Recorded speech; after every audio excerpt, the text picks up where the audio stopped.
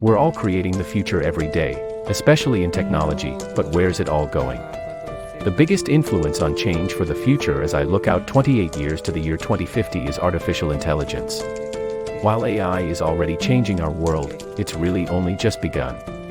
Here's my vision of what life might be like in 2050, but first I'll start with some of the key indicators of today that shape that vision. You are watching your favorite YouTube channel. In today's video, we are going to talk about the world in 2050, future technology. We will discuss all that in detail. But first, if you haven't subscribed to the channel, go ahead and subscribe to the channel and also press that bell icon to make sure to get an update about every video we upload. Getting back to the video, look at how far we've come since the year 2000 due to computing. At the turn of the century, those were the early days of very expensive personal computers, the early days of the internet, on dial-up, VHS tapes, Blockbuster, overhead projectors, ground lines, CDs, floppies, fold-out maps, newspapers, Y2K worries, and the yellow pages. Change has been rising since then, and it would be hard to imagine the pace not accelerating in the next 28 years. Today, AI is painting artwork, making music, completely changing how movies are made, preparing food and forging recipes for spices, whiskey, seeds, and everything that could be done in an innumerable number of ways. Deepfakes are lifelike and could easily disrupt world events.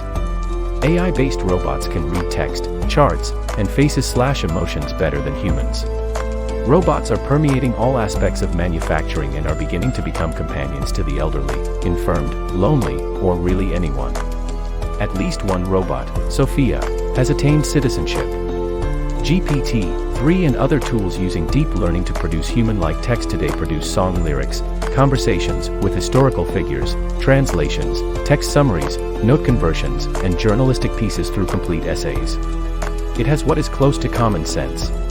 Lest we think we'll always be programming AI the way we do today, Google's new AI designs AI better than humans, and AI is learning how to create itself. Expect change.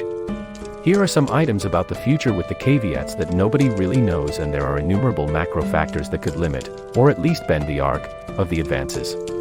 These include some real downers like world war, widespread natural disasters, deadly global pandemic, and totalitarianism. There's also the possible higher realization and acceptance of the shortage of ozone, oil, or water. Finally, it's worth mentioning that the benefits will most likely be unevenly distributed. Healthcare goes genomic and predictive.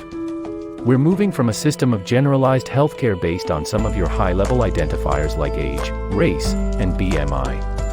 We're moving to a world of personalized medicine based on your sequenced genome. It's all there. It's who you are.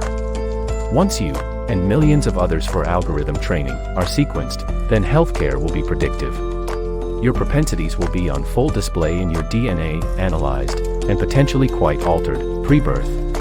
It will be impossible to become a professional athlete, musician, or numerous other high-skill positions in 2050 without altered DNA. We already have genetically edited babies, a trend that could be quite pronounced by 2050. AI will treat, and largely eliminate, neurological disorders like Alzheimer's, Parkinson's, most birth defects, and spinal cord injuries, as well as blindness and deafness. By 2050, robotic prosthetics may be stronger and more advanced than our own biological ones, and they will be controlled by our minds. AI will be able to do the initial examination, take tests, do X-rays and MRIs, and make a primary diagnosis and even treatment. Most necessary doctor interactions will be by video conference, while robots will be on hand for assistance with everything, even surgery. Today, some doctors do not trust the emerging algorithms and ignore the output. This will dissipate by 2050, fully establishing the era of genomic and predictive medicine. Quantum computing. We are moving through the era of bits and bytes as our computing frame of reference. The future is about quantum computing. Quantum computing uses qubits, which can be any proportion of the 0 to 1 state. Early testing has shown a dramatic, exponential speed-up in queries. All calculations happen simultaneously. Searching large data sets, which will still be quite interesting in 2050, will only be done with quantum. Quantum computing may usher in a whole new wave of relevant technology companies by 2050. Transportation. The increased population of 2050, though mainly working from home, will still need to get around. Recently, the technology behemoths had all acquired autonomous driving technology. The Society of Automotive Engineers, SAE, defines 6 levels of vehicle driving automation systems. We're now at level 2, with cars able to control steering, acceleration, and braking, while still requiring steering wheels and drivers to remain engaged. From a technology standpoint today, there is the Super Cruise from General Motors, which controls the vehicle on long highway stretches when not much is happening. There is the Traffic Jam Assistant from BMW, where cars move along in a congested traffic area just like a school of fish. There's also Road Train, where one vehicle with a professional driver leads a platoon of vehicles. These will be the bridge to 2050, when we should be at level 6, which would mean fully driverless cars. The transportation changes won't all be over land either. Drones will fill the skies as urban transportation and floating warehouses deliver packages supported by pickup centers and population centers, replacing much of the retail of today. The Metaverse. The Metaverse is about simulation. Avatars can act, within tightly defined parameters, as our agents, our companions, and some may even be considered co-workers. By 2050, we will be unable to tell the difference between a virtualized real person and an AI-driven avatar. Avatars will be as ubiquitous as the cell phone is today. As metaverse function grows, by 2050 it will be extraordinary by today's standards. We will virtually be able to travel the world and innumerable custom planets, all from home. It will be our parallel life, connected via multiple devices, wearables, and even our brain. It will be mixed reality. Many people will opt to spend much of their day in virtual worlds where they can become whoever they want, a life with no limits. The metaverse will also give rise to NFTs and cryptocurrencies. We will look back and call today the early days. Who will have time to spend in the metaverse? On to the next item, work. Relationship to work. Changes in how we work will be the most profound impact of AI to most people.